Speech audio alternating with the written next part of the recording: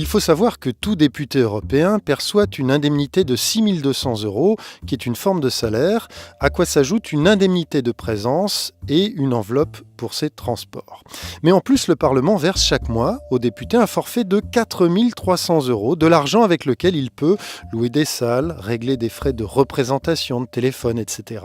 C'est cette dernière enveloppe qui interroge, car les contrôles sont très rares, pour ne pas dire inexistants, contrairement à ce qui se passe ailleurs. Dans n'importe quelle entreprise, on est obligé de justifier du moindre frais de taxi, du moindre achat de matériel, du moindre achat de trombone.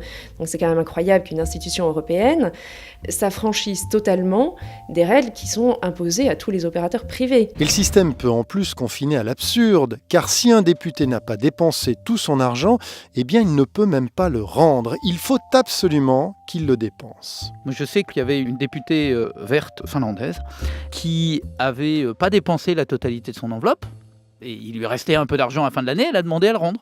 On lui a dit non, on ne sait pas gérer. Du côté du Parlement européen, on défend pourtant ce système de forfait sans contrôle, car autrement, explique-t-on, cela créerait une paperasserie ingérable. Je pense que l'idée du forfait est la bonne idée parce qu'un système de contrôle facture par facture, virement par virement serait trop cher et trop lourd en termes de contrôle par l'administration du Parlement et qui serait, à mon avis aussi, peut-être un peu trop limite par rapport à la liberté, à l'intimité des députés. Mais la protection de cette liberté, de cette intimité, se traduit par un système, lui, totalement opaque. Et c'est pourquoi 29 journalistes appartenant à un réseau mondial de journalistes d'investigation ont saisi en novembre dernier la Cour de justice européenne pour obtenir plus de transparence. On a porté plainte.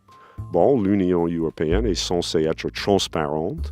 C'est de l'argent public, on voudrait regarder les comptes, c'est tout. Des comptes, des notes de frais de 751 députés européens qui représentent quand même chaque année la bagatelle de 40 millions d'euros.